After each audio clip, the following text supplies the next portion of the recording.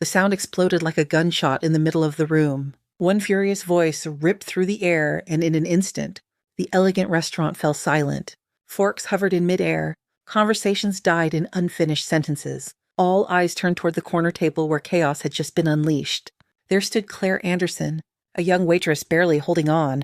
Her hands trembled as she clutched a tray with half-finished salads. Her face pale, her lips pressed tight to stop them from quivering. Every guest in the room could see the fear in her wide eyes, but no one dared move. Across from her sat Richard Grant. He wasn't just any customer. He was the billionaire, a ruthless tycoon whose reputation for crushing opponents was known across the entire city. Tonight, his icy blue eyes burned with fire as his voice thundered, accusing Claire of disrespect, of incompetence, of daring to ruin his evening with a simple mistake no one else even noticed. The room held its breath. The tension was suffocating. Claire wanted to vanish, but her feet refused to move. The man in the silver suit leaned forward, his face twisted in contempt, spitting venom with every word. He wasn't correcting her. He was destroying her. And the most terrifying part was the silence around them. No one came to her defense. No manager, no customer, no ally.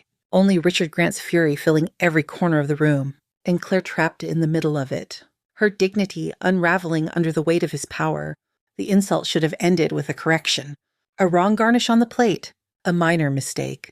Something every diner has experienced 100 times before. But for Richard Grant, the billionaire who had built his empire by crushing the smallest flaw, it was never about the garnish. It was about power.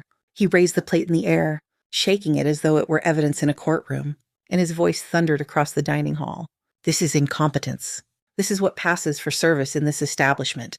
His words were knives. Each syllable cut deeper than the last. Diners shifted in their seats, their eyes flicking from him to the trembling waitress, unsure whether to intervene or stay quiet. Claire's heart pounded in her chest. She wanted to disappear, to sink into the floor, but the weight of his fury kept her standing frozen. His accusations kept coming. Louder, sharper, crueler. He mocked her appearance. He questioned her intelligence. He reduced her to nothing but an object for his contempt, all because of a sprig of parsley that wasn't supposed to be there. She felt the sting in her eyes before the first tear fell. The room blurred, but she clenched her jaw and tried to breathe. He wanted her broken. He wanted her to bow her head and apologize and beg. But something inside her, something small yet unyielding, refused. Her voice was quiet at first, trembling but steady enough to reach his ears. Sir, I made a mistake, but you cannot speak to me like this. I deserve respect. The words hit him harder than a slap. The room gasped. The impossible had just happened. A waitress, a nobody in his eyes, had dared to stand her ground. Richard Grant's face darkened like a storm ready to break. He leaned forward, his lips curling with venom. You think you can talk back to me? He hissed. His words were slow, dangerous, each one dripping with fury. You dare to tell me about respect? You are finished. Right here, right now. He turned his head, snapping his fingers at the manager who had been watching from the shadows.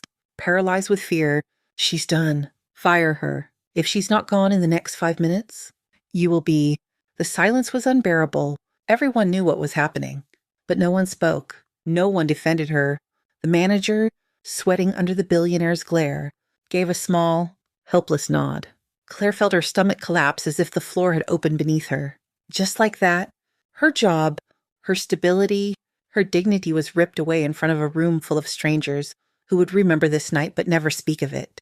Richard leaned back in his chair with the arrogance of a man who believed he had won. The silver suit glistened under the chandelier as he sipped his wine. His fury already cooled into smug satisfaction.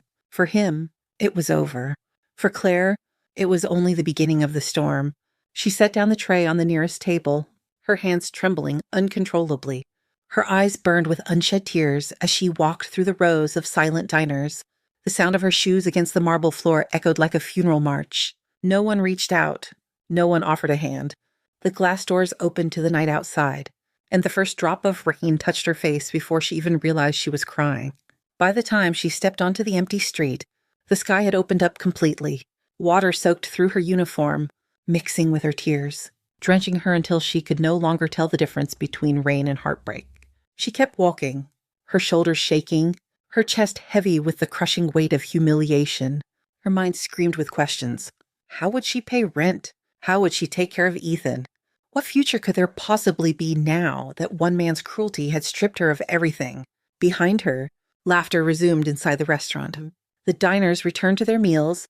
Richard Grant raised his glass, already forgetting the girl he had destroyed.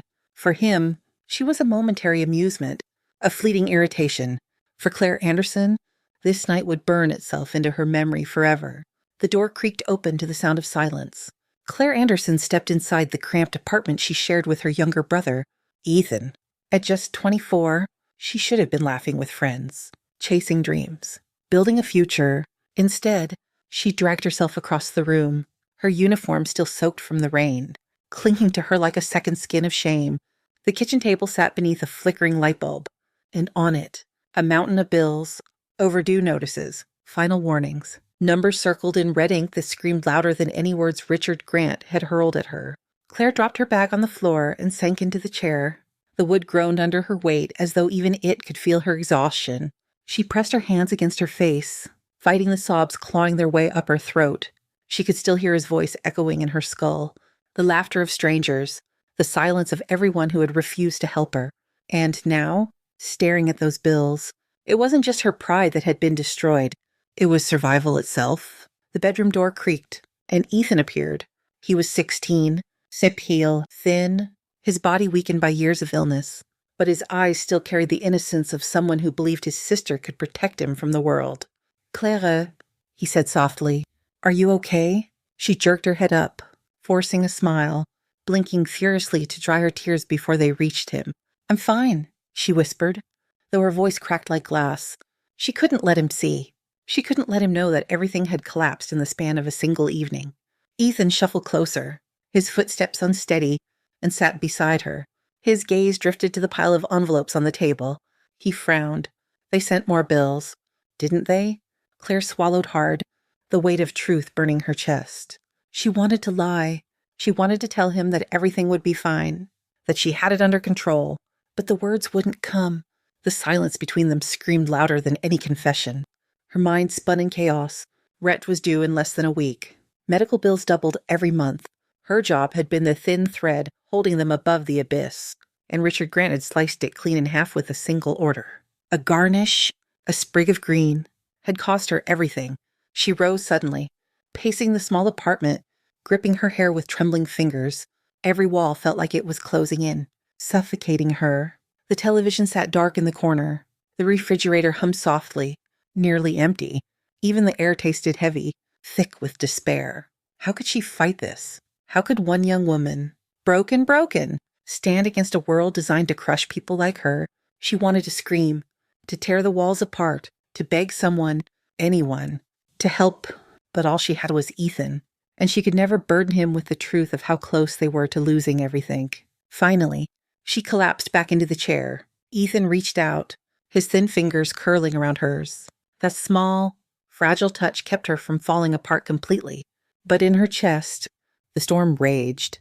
A billionaire had stripped her of her job, her pride, her hope, and tomorrow, the world would still demand payment. The rain had soaked through every layer of Claire's uniform by the time she reached the end of the block. Her shoes squished with every step. Her hair clung to her face, and her arms wrapped tightly around herself as if she could hold her own broken spirit together. She wanted to collapse right there on the sidewalk and let the city swallow her whole. But then she heard footsteps. Slow, deliberate, echoing through the storm. Claire turned her head, startled. Behind her, a woman emerged from the shadows. Holding an umbrella, she wasn't another customer rushing by, nor a stranger passing through. She had been there, at the restaurant, watching. The woman stepped closer, her heels tapping against the wet pavement with an authority that made Claire's heart pound. She was elegant. Her dark coat pressed, her eyes sharp but not unkind. She held out a simple white card between two perfectly steady fingers.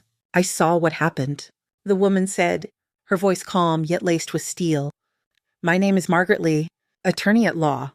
For a moment, Claire simply stared at the card as if it were written in a foreign language. Her fingers hesitated before taking it, her hand trembling. Margaret's eyes locked onto hers, unwavering. "You don't have to face him alone. Men like Richard Grant count on silence, but silence is how they win." Claire opened her mouth, but no words came. She wanted to scream that she had no money, no power, no chance of fighting someone like him. She wanted to say that she was just a waitress, just another invisible worker in a world that crushed people like her for sport. Instead, all she managed was a weak, broken whisper. I can't afford. Margaret cut her off with a small shake of her head. Justice isn't about what you can afford. It's about what is right, and I don't let men like him walk away clean. The words landed like a thunderclap in Claire's chest. She clutched the card as if it were a lifeline thrown to her in a storm, but doubt still clawed at her. She thought of Ethan, fragile and waiting at home. She thought of every bill stacked on the kitchen table. She thought of the humiliation she had endured while the world stood silent. Could she truly fight back? Hours later, long after Margaret had walked away into the storm, Claire sat at the table with the card in front of her. She turned it over and over in her hand, her mind a battlefield of fear and resolve. She could throw it away, pretend none of it happened, let Richard Grant continue his reign unchecked. Or she could pick up the phone. Her eyes drifted to Ethan's bedroom door. The sound of his coughing echoed faintly through the thin walls. Fragile and human and real. That was when the decision stopped being about her. It was about him. It was about every janitor, every waitress, every worker who had been crushed under the boots of men who believed money gave them the right to destroy lives. With shaking hands, Claire dialed the number. Each ring hammered through her chest. She almost hung up. But then a voice answered, strong and steady. Margaret Lee. Claire took a breath that felt like the first gasp of air after drowning. This is Claire Anderson. I want to fight. Margaret Lee's office was nothing like the glittering halls Richard Grant ruled over. It was small, lined with shelves of law books, the faint smell of coffee lingering in the air. But when Claire sat across from Margaret that morning, it felt like she had stepped into the heart of a battlefield. Margaret leaned forward, her sharp eyes fixed on Claire. Claire, listen to me, she said, her voice steady, commanding. You cannot let this go. You cannot let a man like Richard Grant strip you of your dignity and walk away untouched. This is not just about you. This is about every worker he has humiliated, every voice he has silenced. You must stand up, not only for yourself, but for all of them. Claire's hands twisted nervously in her lap. Her instinct was to shrink back, to say she wasn't strong enough. But something in Margaret's conviction lit a spark inside her. For the first time since that night, she felt the faintest glimmer of hope. She nodded, her voice trembling. Then show me how. Show me how to fight him. Margaret smiled. But it was not a soft smile. It was a smile of steel. She pulled a thick folder onto the desk and began writing furiously. We'll start with wrongful termination. He demanded your firing in front of witnesses. That alone is grounds for action. But we will not stop there. We will go after him for defamation, for public humiliation, for abuse of power. We are not going to crawl. We are going to strike. The hours that followed blurred into a storm of preparation. Margaret's office became a war room. She dictated letters, drafted complaints, and outlined strategies with the precision of a general. Claire, though still shaken, answered every question, reliving every humiliating detail of that night. Her voice cracked more than once, but each time Margaret's hand on the table grounded her. Do not confuse pain with weakness, Margaret told her. Your story is not a liability. It is your weapon. By the time the sky outside darkened, the papers were ready. Margaret slid the thick envelope across the desk. Her eyes locked on Claire's. Tomorrow. Richard Grant learns that money cannot silence everyone. The next morning, in a glass tower overlooking the city, Richard Grant sat in his office surrounded by wealth and power. He was signing contracts, sipping imported whiskey, and laughing with his advisors. To him, the incident at the restaurant had been nothing more than an evening's amusement, a demonstration of dominance. The girl's tears meant less than a drop of rain on his tailored suit. But then his assistant entered, her face pale, her hand shaking as she placed a large envelope on his desk. This came for you. Sir. Richard frowned, tearing it open with the impatience of a man unaccustomed to surprises. His eyes scanned the first page. Then the second. The words leapt at him like daggers. Legal notice, wrongful termination, defamation, damages, attorney of record. Margaret Lee, for the first time in years, Richard's smirk faltered. The glass of whiskey trembled in his hand. He leaned back in his chair, staring at the pages that threatened not just his pride, but his empire. The waitress he had dismissed as nothing had returned. Not alone, but armed with a lawyer who clearly knew how to strike where it hurt. Outside his window, the city skyline gleamed, but for Richard Grant, The walls of his office suddenly felt smaller, tighter, closing in. For the first time, the billionaire who believed himself untouchable felt the whisper of fear. News travels fast in a city that thrives on whispers. Within days of the lawsuit being filed, the story of Claire Anderson and the billionaire Richard Grant spread like wildfire. It began with a murmur among diners who had witnessed that unforgettable night. Then it jumped to social media, where blurry photos and shaky videos of Richard's outburst began to surface. The image of a young waitress standing her ground against one of the city's most powerful men captured hearts, ignited fury, and refused to fade. Soon, witnesses from the restaurant came forward. A couple who had been dining in the corner that night agreed to testify. A businessman, shaken by the cruelty he had seen, offered a sworn statement. The silence Richard Grant relied on was breaking, piece by piece, replaced by voices that refused to be ignored. But the true blow came when former employees began to speak, one after another. They stepped out of the shadows with stories that painted Richard not as a titan of industry, but as a tyrant. Waiters, secretaries, even managers all described the same man, arrogant, merciless, wielding his fortune like a weapon to crush those beneath him. Their accounts poured into Margaret Lee's office like a tide too strong to stop. Every day, Claire sat in the corner of that office, stunned as the file against Richard grew thicker. What had started as her personal humiliation was now a catalog of cruelty stretching back years. And people were no longer just whispering, they were shouting. Reporters crowded outside Richard's skyscraper. Headlines screamed across newspapers and television. Billionaire faces waitress in court. On talk shows, commentators debated whether this was the crack in the armor of untouchable wealth. For the first time, Richard Grant was not the predator, but the hunted. Claire herself could hardly believe it. She had never sought fame, never wanted a spotlight. Yet everywhere she turned, people recognized her face. Strangers stopped her on the street to say, "You are giving us courage." Letters arrived at her door from workers she had never met, thanking her for standing tall. They called her a fighter, a symbol, a voice for the voiceless. At night, when she lay awake staring at the ceiling of the tiny apartment, Claire felt the weight of it all pressing down. Fear whispered that she was still just one woman against a billionaire with endless resources, but hope shouted louder now. Hope told her she was no longer alone. Meanwhile, Richard's empire began to tremble. Clients distanced themselves. Investors demanded answers. Shareholders whispered about liability and reputation. His lawyers promised victory, but even he could see the storm gathering. The narrative he had always controlled was slipping from his hands. What Richard had dismissed as a minor annoyance was now a battle played out on the grand stage of public opinion. And at the center of it all stood Claire Anderson, once a trembling waitress, now a symbol that even the most fragile voice could rise to shake the towers of power. The courtroom was a cathedral of silence. Every seat was filled. Reporters jostled for position. Cameras flashed before the judge banged the gavel and demanded order. At the front sat Richard Grant, draped in arrogance, flanked by a wall of attorneys in flawless suits. They were the best money could buy, an army of legal assassins prepared to shred Claire Anderson into dust. Across the aisle, Claire sat with Margaret Lee. She looked small at that wooden table, her hands folded, her breath unsteady, yet there was something in her eyes that no wealth could extinguish. Determination, pain tempered into steel. She was no longer the trembling waitress in a silver-suited man's shadow. She was a woman about to confront the empire that had humiliated her. The trial began with Richard's lawyers unleashing their attack. They painted Claire as careless, unprofessional, unworthy of sympathy. They accused her of seeking attention, of inventing humiliation to gain money and fame. Their voices dripped with contempt, and every sneer was designed to crush her spirit before she even opened her mouth. Claire sat still, listening, each word slicing into her, but Margaret leaned close, whispering, "Let them swing. The truth will cut deeper than their lies." Finally, the judge turned to Claire. "Miss Anderson, you may testify." The room hushed. Claire rose slowly, walking to the witness stand. Her legs trembled, but her spine was straight. She placed her hand on the Bible, swore her oath, and then lifted her chin.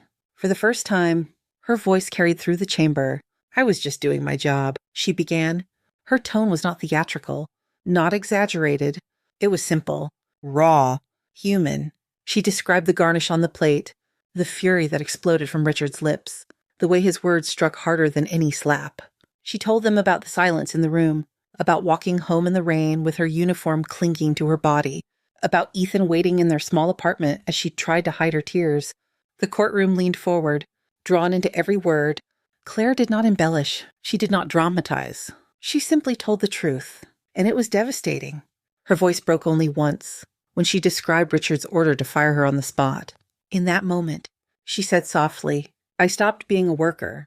I stopped being a person. I was nothing to him, just disposable." There was no sound. Even Richard's lawyers shifted uncomfortably, glancing at their client. Richard himself sat rigid, his jaw tight, eyes fixed on the table. For once, the billionaire who commanded boardrooms and silenced competitors could not silence her. Margaret rose to question her client gently, guiding her through every detail, strengthening her testimony. Then came the cross-examination. Richard's lead attorney stalked toward her, voice dripping venom. "Miss Anderson, isn't it true that you exaggerated what happened? That Mr. Grant merely raised his voice and you overreacted?" Claire held her ground. "No, he humiliated me in front of dozens of people. He called me incompetent. He demanded I be fired as though my entire existence was worthless." The lawyer smirked. "And you expect us to believe that this was anything more than a misunderstanding?" Claire's eyes flashed. "It wasn't a misunderstanding when I walked home in the rain, jobless, terrified of how I would care for my brother. It wasn't a misunderstanding when other employees told me they had been treated the same way. This isn't just about me. This is about everyone who has been silenced." The words struck like a hammer. The jury shifted, their expression softening. Reporters scribbled furiously. Even the judge's stern face betrayed a flicker of sympathy. By the time Claire stepped down, the room was charged with an energy no legal strategy could erase. Richard's lawyers had money, skill, intimidation, but Claire had truth. And truth, once spoken aloud, had a power that no billionaire could buy. When she returned to her seat beside Margaret, her body shook, but not with fear, but with release, with the weight of finally being heard. Margaret squeezed her hand. "You just changed everything." Richard Grant sat stone-faced, his empire suddenly fragile. For the first time, he wasn't sure if all his wealth would be enough to protect him from a single young woman who refused to stay silent. The gavel struck once, the sharp sound echoing like a thunderclap through the crowded courtroom. The jury filed back into their seats, faces tense, every eye fixed on the foreman as he unfolded the verdict. The air was so tight it felt like the walls themselves were holding their breath. Claire Anderson sat frozen, her fingers digging into Margaret Lee's hand. Ethan sat behind her, his thin frame trembling, his eyes wide with hope and fear. On the other side of the aisle, Richard Grant leaned back in his chair, a mask of indifference stretched across his face, but the twitch in his jaw betrayed the storm beneath. The foreman cleared his throat. His voice was steady, but the weight of it dropped into the room like a hammer. "In the case of Claire Anderson versus Richard Grant, we, the jury, find in favor of the plaintiff." Gasps rippled across the courtroom. Claire's breath caught in her throat. She almost didn't believe what she had heard, until Margaret squeezed her hand with the force of victory. The foreman continued. "We award damages to Miss Anderson for wrongful termination, defamation, and emotional distress. Richard Grant is ordered to pay not only lost wages, but significant compensation for the humiliation inflicted." The room erupted. Reporters scrambled for their phones, pens scratching furiously. Ethan's eyes filled with tears as he clutched the back of his sister's chair. Margaret stood tall, pride radiating from her like armor. Claire, however, sat in stunned silence, tears sliding down her face, not from pain this time, but from a relief so powerful it nearly broke her apart. Richard slammed a fist onto the table. His lawyers swarmed him, whispering furiously, but the damage was done. His empire had taken a blow that no amount of wealth could shield. The headlines were already writing themselves. The untouchable brought down, billionaire ordered to pay. The judge banged the gavel again, demanding order, but nothing could silence the energy that surged through the room. For once, the scales of justice had tipped toward the powerless, and the world was watching. When the session adjourned, Claire rose slowly, almost as if afraid this was still a dream that could vanish. But Ethan was already at her side, wrapping his arms around her with all the strength he had left. "You did it?" he whispered, his voice breaking. "You really did it." Margaret placed a steady hand on Claire's shoulder. "No, Claire, we did it, and so did everyone who believed in you. This is bigger than one verdict. This is a message." Outside the courthouse, a sea of cameras and microphones waited. The moment Claire stepped into the sunlight, the crowd surged, Questions flew at her from every direction. Flashbulbs exploded like fireworks. But Claire didn't flinch. She stood between Ethan and Margaret, her back straight, her face lifted toward the sky. For the first time in months, she didn't feel small. She didn't feel invisible. She felt unbreakable. She raised her voice, clear and steady. This victory isn't just mine. It belongs to every worker who has been told they are nothing. It belongs to every voice that has been silenced by power and money. Today we proved that dignity is not for sale, and no one, no matter how rich, can take it from us. The crowd roared. Applause. Cheers. And chants shook the courthouse steps. Ethan held her hand tightly, his face glowing with pride. Margaret stood beside her like a guardian, her eyes glinting with satisfaction. Far behind them, through the courthouse doors, Richard Grant emerged flanked by his attorneys. Reporters turned, shouting his name. But for the first time he had no words. His face was gray, his confidence shattered, his empire suddenly vulnerable. He pushed past the cameras in silence, a fallen titan retreating into the shadows. Claire watched him go, but not with hatred. Her eyes carried something stronger, resolve. He had taken her job, her pride, her hope, but he had failed to take her spirit. She had fought, and she had won. As she walked down the courthouse steps with Ethan on one side and Margaret on the other, Claire felt the weight of the world lift. She was not a victim anymore. She was a victor's. A symbol, proof that even the quietest voice could echo louder than the roar of wealth if it refused to be silenced. The courthouse had emptied, but the echo of victory still lingered in the air. Claire Anderson stood on the steps, her brother's hand wrapped tightly in hers, Margaret Lee on her other side. Around them, the crowd had begun to disperse, but the energy remained like a fire that refused to die. The truth had been spoken, justice had been served, and history had been made. For Claire, the fight had begun with humiliation in a restaurant and ended with triumph in a courtroom. Yet this story was never only about a garnish on a plate or a billionaire's temper. It was about the quiet strength of one woman who refused to bow. It was about the truth that courage, even when born in pain, carries the power to shake the foundations of the mighty. The reporters asked her what she would do next. Claire didn't talk about the money. She didn't speak of revenge. She simply said, "I want to live with dignity, and I want others to know they can, too." Those words spread faster than any headline. They became a rallying cry. Across the city, workers whispered her name with pride. Across the nation, her story was shared, retold, celebrated. In coffee shops, in factories, in office cubicles, people looked at Claire's victory and saw themselves. They saw proof that the powerless are never truly powerless when they choose to rise.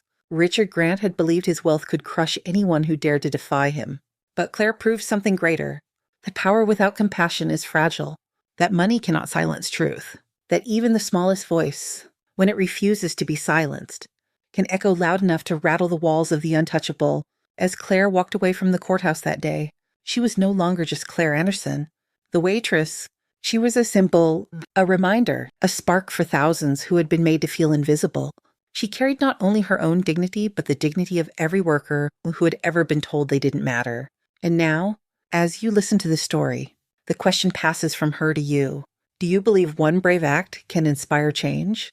Do you believe courage, even from the most ordinary among us, has the power to transform the world?